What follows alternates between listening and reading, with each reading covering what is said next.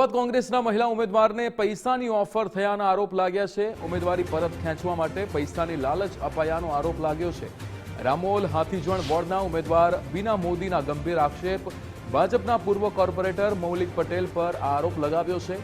Social media call દ્વારા લાલચ અપાઈ હોવાનો આક્ષેપ થયો છે। સગા સંબંધીઓને ફોન કરીને દબાણ કરાતું હોવાની પણ ફરિયાદ થઈ છે। હાથીજણ વોર્ડ કોંગ્રેસ સમિતિમાંથી ઉમેદવાર છું। મેં જ્યારથી પણ ઉમેદવારી ફોર્મ ભર્યું છે ત્યારથી મને એક અજાણ્યા નંબર પરથી ફોન આવે છે। મેં તપાસ કરી તો મને જાણ થઈ કે આ નંબર મૌલિક પટેલ નામના વ્યક્તિનો છે, જે મને પૈસાની લાલચ આપીને બેસાડવા માંગે છે કે ભાઈ તમે ફોર્મ પાછું ખેંચો। મારા સગા સંબંધીઓ, મારા જે ઓળખીતા છે એના દ્વારા મને લાલચ આપવામાં આવે છે। આ જ વિડીયો દ્વારા હું એક વાત જાહેર કરવામાં આવું છું, મહેરબાની કરીને મને કોઈ પૈસાની લાલચ આપશો નહીં। હું ના બેસી છું, ના બેસીશ, અને